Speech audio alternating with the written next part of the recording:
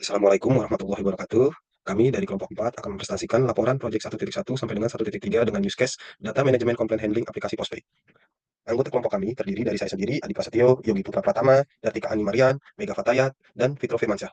Dalam proyek ini, kami berfokus pada bagaimana merancang sistem pengelolaan komplain pelanggan secara terstruktur. Pada slide pertama ini adalah IR model dari sistem manajemen komplain pelanggan. Di sini kita bisa melihat entitas utama seperti user, departemen, service, komplain, employee, dan helpdesk. Relasi antara entitas juga digambarkan dengan jelas, seperti misalnya customer melakukan submit komplain, employee melakukan follow up, dan helpdesk melakukan review. Selain itu, kita juga menangkap hubungan one to many dan atribut tambahan pada relasi. Contohnya, waktu assessment atau waktu review.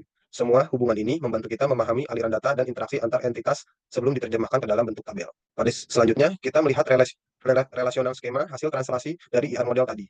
Setiap entitas diubah menjadi tabel dan primary key serta foreign key ditentukan untuk menjaga hubungan antar tabel. Contohnya, tabel komplain memiliki foreign key ke tabel customer, helpdesk, dan employee untuk mencatat siapa yang membuat, menangani, dan menindaklanjuti komplain. Ada juga tambahan tabel-tabel attachment untuk mengelola dokumen-dokumen tambahan terkait komplain maupun aksi tindak lanjut dengan relasional skema ini. Dengan relasional skema ini, struktur data menjadi lebih siap untuk diimplementasikan ke database relasional seperti MySQL. Selanjutnya akan dijelaskan oleh rekan saya. Poin 2 yaitu untuk di slide ini terlihat identifikasi daftar query. Ada 13 query yang penting yang bisa kita gunakan untuk menganalisa data keluhan pelanggan dan kinerja pegawai. Lewat analisa ini diharapkan bisa tahu masalah apa yang sering terjadi, seberapa cepat keluhan ditangani, sampai siap saja pegawai yang berprestasi.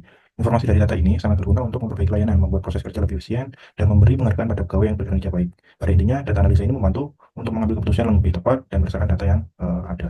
Baik, saya akan melanjutkan menjelaskan query yang telah kami buat pada project 1. Untuk query ke-8, menampilkan feedback dan rating pelanggan. Ini untuk menampilkan semua feedback dan rating yang diberikan pelanggan untuk menilai tingkat kepuasan dan mencari area perbaikan layanan. Kemudian, menampilkan layanan dengan keluhan terbanyak. Ini kami akan mengelompokkan keluhan berdasarkan layanan terkait. Tujuannya untuk mengidentifikasi layanan bermasalah dan menentukan prioritas perbaikan. Kemudian rata-rata rating pegawai, ini menghitung rata-rata rating pegawai dari feedback pelanggan untuk menilai kualitas layanan individual pegawai untuk evaluasi kinerja. Selanjutnya, waktu penyelesaian tertinggi dan terendah, ini untuk analisis best practice dalam menyelesaikan komplain. Kemudian, pegawai dengan performa terbaik, ini digunakan untuk memberikan penghargaan dan memotivasi peningkatan performa. Dan yang terakhir, tren keluhan per bulan, ini untuk analisis tren musiman dan perencanaan sumber daya yang lebih baik. Selanjutnya akan menjelaskan tentang pemilihan sistem DBMS beserta alasannya. Pada studi kasus kali ini yaitu perihal complaint handling dalam aplikasi Postpay, kita memilih MySQL sebagai sistem manajemen basis data untuk mendukung arsitektur data dan proses bisnis dalam aplikasi Postpay. Ada beberapa alasan dalam pemilihan DBMS MySQL diantaranya adalah kemudahan penggunaan, karena sintaks SQL lebih mudah dipahami dan digunakan. Dengan begitu mempermudah pengembang dan DBA dalam pengelolaan basis data. Lalu skalabilitas, dapat menangani volume data besar dan mendukung scale up and scale out. Dengan begitu sesuai untuk pertumbuhan data keluhan pelanggan Postpay. Lalu ada kompatibilitas. Hal ini karena terintegrasi dengan berbagai bahasa pemrograman dan framework. Dengan begitu memudahkan integrasi dengan sistem dan aplikasi Postpay. Lalu ada kesesuaian dengan arsitektur data karena mendukung relasi tabel dan query yang kompleks. Hal ini cocok untuk manajemen data keluhan pelanggan dan kategori di EDM.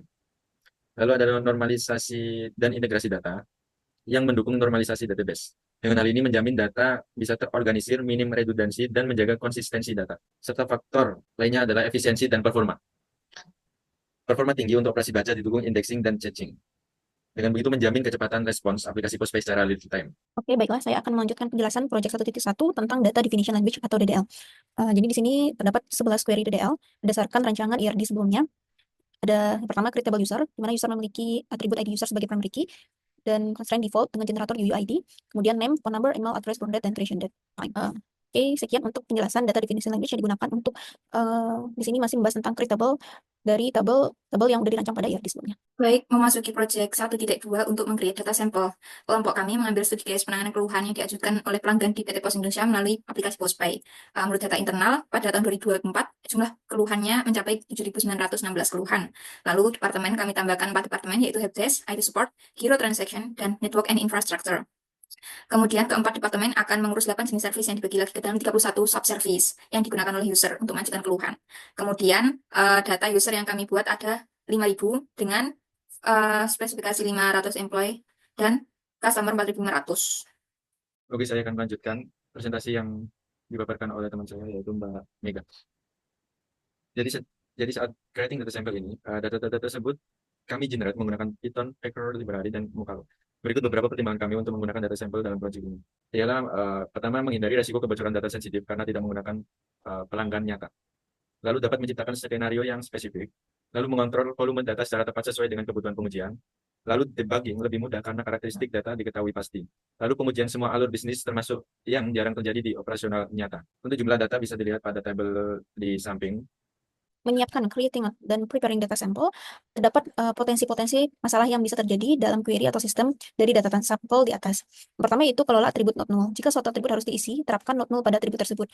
Kemudian yang kedua, foreign key violation. Jika ada keluhan atau complaint dengan ID service yang tidak ada pada tabel subservice, maka insert akan gagal. Jadi perlu memastikan bahwa ID subservice sudah ada di tabel subservice. Kemudian update status. Ketika status diubah menjadi close, seharusnya completion data juga diupdate. Yang keempat, duplikasi data keluhan. Yang kelima, yaitu feedback rating. Oke, berikut untuk 13 list implementasi query SQL yang telah ditanya sebelumnya untuk menganalisis dan mengolah data keluhan pelanggan serta kinerja karyawan yang menanganinya. Selanjutnya, ini adalah evidence untuk implementasi query SQL yang pertama dan kedua, yaitu cari keluhan per ID dan keluhan satu pelanggan.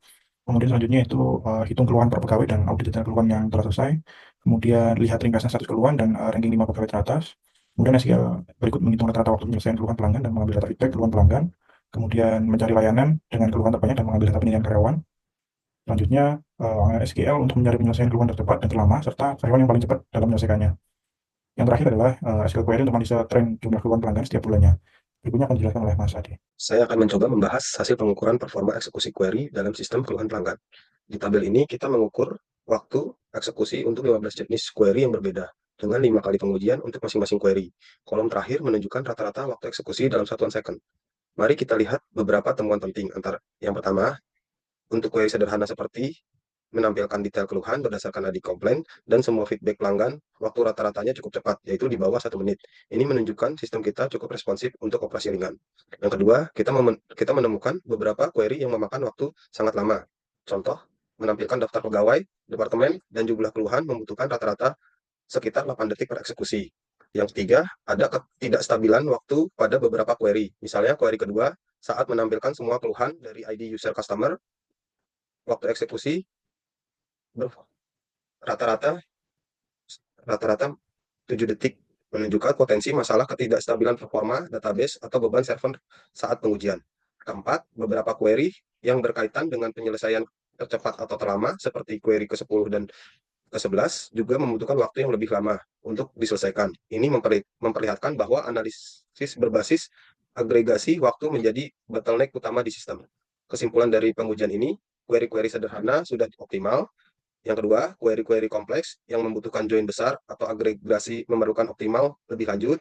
Dan yang ketiga, kita perlu fokus pada optimasi indexing, restrukturisasi query, dan mungkin materialized view untuk mempercepat hasil analisa berat. Selanjutnya akan dijelaskan oleh rekan saya. Baik, selanjutnya masuk ke project 1.3 tentang analisa workload database. Poin pertama, pola penggunaan database secara harian akan ada proses penulisan write, keluhan baru oleh customer, kemudian perubahan status dari open, in progress, dan closed atau resolve, dan feedback dari pelanggan setelah keluhan selesai ditangani. Kemudian ada juga banyak proses pembacaan atau read, baik oleh customer yang memonitor statusnya, kemudian helpdesk atau karyawan yang menindaklanjuti keluhan tersebut. Pada bulanan akan digunakan untuk membuat laporan bulanan, yaitu misalnya melihat tren kenaikan atau penurunan jumlah keluhan. Secara tahunan akan digunakan untuk evaluasi performa layanan, kinerja pegawai, dan perbaikan layanan ke depannya. Akan lebih banyak dilakukan proses read dibandingkan proses write, karena dalam satu keluhan yang dibuat akan terdapat banyak akses pembacaan, baik itu untuk customer, helpdesk, maupun karyawan yang menindaklanjuti. Untuk poin kedua, query penting dan berat. Query penting ada menampilkan data keluhan berdasarkan ID, kemudian menampilkan daftar keluhan berdasarkan pelanggan, menampilkan semua keluhan yang sudah diselesaikan, dan menghitung jumlah keluhan berdasarkan status. Kemudian query-query berat ini lebih ke analisa performa laporan untuk menampilkan tren jumlah keluhan per bulan selama 1 tahun, kemudian menghitung rata-rata waktu penyelesaian keluhan, kemudian mencari pegawai dengan performa terbaik berdasarkan kecepatan menyelesaikan keluhan, dan yang terakhir menampilkan keluhan dengan waktu penyelesaian paling cepat dan paling lambat. Query-query ini melibatkan proses agregasi data besar dan banyak operasi join antar table, sehingga bisa menjadi tantangan tersendiri untuk performa sistem, apalagi kalau volumenya makin besar untuk kedepannya. Baik, pada bagian ini kita akan bahas beberapa bagian tantangan atau masalah yang umum dihadapi oleh sistem database selama operasinya. Ada 2 area utama yang perlu diperhatikan di sini di slide berikut adalah tantangan yang dalam desain skema Itu meliputi memilih antara normalisasi untuk integritas atau normalisasi untuk kecepatan, serta pengaturan versioning dan material view-nya. Selain itu, penting mendokumentasikan workload untuk menjaga statistik database dan menghindari log, contention, serta deadlock yang bisa menghambat performa transaksi. Selanjutnya itu yang ketiga dan keempat dalam operasi database. Tantangan utama juga meliputi optimasi skema seperti pengaturan buffer pool, kemudian checkpoint interval, dan clean up untuk menjaga upload. Selain itu, workload berat bisa menyebabkan bottleneck I/O, memory pressure, CPU overload, hingga masalah latensi. Semua ini harus diantisipasi untuk menjaga performa database agar tetap optimal dan stabil. Baiklah, saya akan melanjutkan penjelasan project 1.3, bagian suggestion for database optimization to improve the performance of database.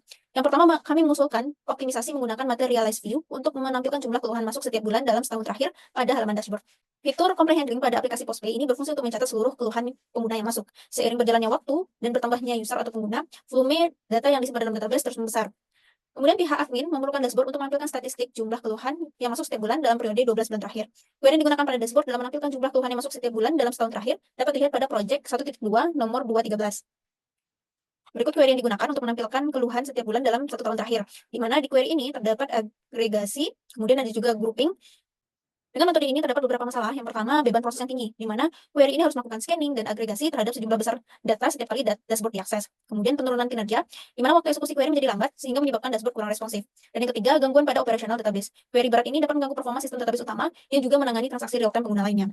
Untuk mengatasi masalah tersebut, disarankan untuk menggunakan materialized view, di mana dengan metode ini dapat menyimpan hasil agregasi jumlah keluhan per bulan, mengurangi beban query berat yang dilakukan secara real-time, dan meningkatkan performa dashboard secara signifikan. Dan MySQL tidak menyediakan fitur materialized view secara default, tapi kita bisa menggunakan solusi alternatif yang digunakan, yaitu dengan membuat tabel khusus untuk menyimpan summary data keluhan per bulan. Kemudian mengisi tabel ini dengan data agregasi dari tabel keluhan. Berikut query yang digunakan untuk membuat materialized view pada MySQL. Sehingga pada dashboard, kita cukup melakukan query sederhana terhadap materialized view, yaitu select bulan jumlah keluhan from table materialized view atau complaint monthly summary, kemudian order by bulan ascending. Dengan pendekatan ini, dashboard hanya membaca data yang sudah diproses sebelumnya, sehingga waktu eksekusi menjadi lebih cepat. Tetapi materialized view ini tidak diperbarui secara otomatis, sehingga kita perlu membuat scheduler atau jadwal untuk melakukan refresh secara berkala. Kemudian lakukan percobaan pada waktu dan device yang sama untuk melihat perbandingan kecepatan query sebelum dan sudah dilakukan optimalisasi menggunakan materialized view.